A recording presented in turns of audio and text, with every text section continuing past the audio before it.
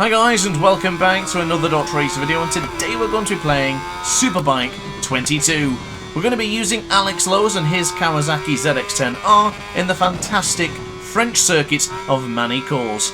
Now of course, Magny Cours in the real life Superbike certainly had some talking points, but I was really impressed with Alex Lowe's and he inspired me to play this game, and I couldn't wait to the 15th of September, and it finally arrived and I was able to play it.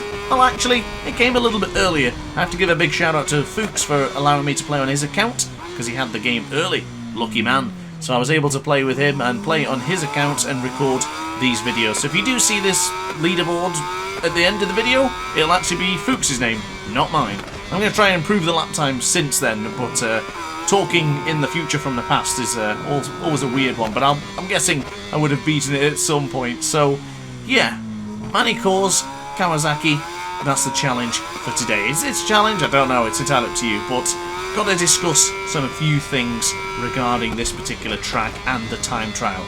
Now I've done a video with the first impressions with Scott Redding in Most. If you want to hear my first impressions, I'm going to talk more about it in that video. So for this one, I'm just going to be talking about the actual time trial and my experience of this particular time trial rather than the entire game. Now one thing I do need to mention which really peeved me off, and I cannot explain how annoyed I was when it kept happening to me, but the autopilot in this particular track is utter garbage.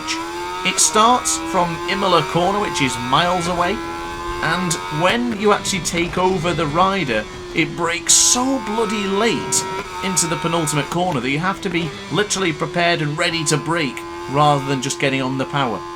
It's a backwards design which needs to be changed, but other than that, I had a bloody brilliant time playing this game here in Magny Cours, using the Kawasaki, using Alex Lowe's, a ride I've never been able to use really in a game since God knows when. It's such a nice feeling to have some of your favourite riders getting a chance to use in the game, and I'm really pumped about that one. Using the Kawasaki, listening to the sound of the bike because it sounds great, and of course experiencing this wonderful track. It's been a great experience for me. I've really enjoyed it, and cannot express to you how much I have. There was some frustrating moments because I'm a bit of a perfectionist and I couldn't really find my lines, I couldn't really find my lap times, and with me learning manual gears, it's been a bit of a challenge for me to try and make sure my gameplay looks smooth. I hope it looks good. I hope you're enjoying the content. If you are, be sure to hit the like button and consider subscribing. But for now, on our second lap, we look to be improving somewhat. Now the first lap was actually an improvement of a record I set the day before. It's just when I practiced and decided to give another go today. But I'm actually feeling pretty confident here in Magny Cours using the Kawasaki. I have tried a few tracks and I've tried all of the bikes, and some tracks feel great, some do not, and unfortunately cutting the penultimate corner there, or final corner, gives us a bit of an issue because the next lap is also invalidated, which I guess makes sense. But the issue with the penultimate corner, even if you go wide there and touch the green, you still invalidate the next lap, so very strange that it does that, but it's done that on MotoGP as well, so it is what it is. But as far as the bikes go in this game, I'm loving the Kawasaki. The Kawasaki feels really good. Quick mention, I'm not using any setups. The only thing I'm using is manual gears and the electronics down in the bottom right hand corner there. But as far as the bikes goes, I'd rate them as the Honda feels the best. The Ducati is probably second. The BMW Kawasaki are quite joint in third and fourth respectively. But by far, the worst bike in this game for me is the Yamaha, and I cannot understand why. I never thought that would ever be possible for me to say the Yamaha is the worst bike, unless it's MotoGP. But even then, in MotoGP the bike feels phenomenal, so I don't know. I really don't know. It's something I'm going to have to spend a lot of time with. I'm going to have to get the feeling for the bikes and all the tracks, but for now, didn't like Top Rack Rasgatio Blues Yamaha in Donington Park. It was actually winding me up. I was getting really frustrated with it. And of course the big point that everyone is probably experiencing right now, because this is a couple of days in for me, I was been fortunate to play it early as I mentioned. However, if you're experiencing this for the first time, coming from MotoGP 22, you're not going to have a good time, and this is my biggest fear now. Balancing Superbike 22 and MotoGP 22 together is going to be a royal pain in the backside, because all of the bikes feel completely different. The braking is tremendously different from 22 to Superbike 22. MotoGP's braking feels far superior. This one feels a lot more difficult because it's more MotoGP 21 style, where the brakes feel a little bit odd. I used to love it, I hope I soon will. But as far as the lap time goes, not looking too bad. We're on a quick one here as we now go pretty firm on the brakes for the Nürburgring corner. So as we have change of direction, did cut that corner a few times in practice mode a few days ago, so I'm just tweaking the riding style at this point, going a little bit deeper into the 180 to then bring it back on the power. Short change up to turn 10 into a little short shift again up from 4th to 5th, and then bring on the brakes underneath the big bridge. Looks like we got a pretty good amount of momentum going into the Imola corner that time around. Not quite as positive in the timing in the top right hand corner of your screen there. A little bit disappointing, but I still feel pretty solid on this particular lap. So leaning in to the left hand side, under the bridge we'll go, braking roughly between the 150 metre marker. Not quite labelled, but you can get a feeling of where I'm beginning to brake. As we now get the change of direction for the final corner, be very careful there to panic a little bit, but we did improve the lap time to a 1:35.274. So a little bit too eager on the acceleration there. You notice I probably didn't upshift. I do apologise if that's going to be bothering you, because there is a few times where I do just completely neglect the gears.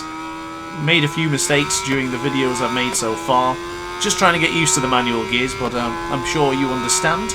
It's nice to have that sort of challenge back in the game as well. And a strange track limit warning there for some reason. I didn't even really notice that I'd run across the track or gone a little bit far beyond. So I guess this lap is not going to count, but we'll still continue because it's always good to get the feeling with the bike. And with the fact that this lap is now null and void, we can probably be a little bit more aggressive in some corners we might be hesitant in. So we'll see what happens going into the left hand side for the 180 now. A little bit out of shape, but still feel pretty solid. Still feel pretty good. So we'll just keep on pushing for now, and hopefully the next lap which we set ourselves up to will be the killer lap. So we'll soon see how we get on. But right now, being a bit careful there on the Imola, a bit too firm on the front brake just this time around. But being that close to the next increment of second, I do really want to get the 1:34 lap time. We're only 2 tenths of a second, 3 tenths of a second away from getting the 1:34. So let's see what we can produce. Firm on the brakes, we'll go for the penultimate corner of the Complex de Lychee. Bring it into the right hand side and then change direction rather fast and sharp into 16 and 17 and bring on the power. So here we go then, up into 5th gear, bring it into the left hand side, downshifting a little bit, reaching the limiter. Must confess, the best part about manual gears is listening to that bike scream. I'm having a change of feeling and heart about the semi-automatic gears that I once were using. I think I'm a changed man. It's all different for me now. It's all sunshines and rainbows now for me. But to the right hand side for Golf, we'll get very early on the brakes here, well before the Pirilli Bridge, and then go pretty firm on the brakes for Adelaide into turn 5. Little bit deep, but smooth acceleration, avoiding the wheelie there seems to be pretty good at this point. So into turn 6 underneath the bridge, braking here for Nürburgring. Little rear tyre just skipping and sliding there. You see how I got a little bit firm on the brakes, but now into the left hand side for the 180 for 9. It's a little bit wide, but bringing it in should give us that additional speed boost that we were lacking earlier on. Didn't quite work out, probably did it a little bit better on a previous lap, but for now braking quite firm into Imola for the into turn 12. We were pretty good there. A feeling of that ride 4 sensation where you get stuck in that corner doesn't seem to be happening right now, but here we go into Chateau d'Eu, bring on the power, up by 69 thousandths of a second. It's very, very close here as we now brake at the 150 metre marker, downshifting quite gently, bring it into Complex de Lychee for 15, bring it into the right hand side for 16, change of direction for 17, don't cut the corner, and across the line, it's a 1:34.964. So there you go then, guys, getting into the next increment a second. A 1:34.964 is my fastest lap. If you want to try and challenge that, go right ahead. I hope you beat it, and hopefully I've beaten it as well since then. But guys, thank you very much for watching the video. I do hope you've enjoyed. If you have, let me know in the comment section down below. Consider hitting the like button and consider subscribing as well. But upon that note, guys, thanks for watching, and ciao for now. Oh hi, didn't quite see you there. Good to see you're still here. If this video didn't quite sate your appetite, then why not watch some more DrAce content by clicking the video shown on screen now. Furthermore, if you would like to follow me on social media, you can do so now with the links down in the description. Consider subscribing so you don't miss a single DrAce video.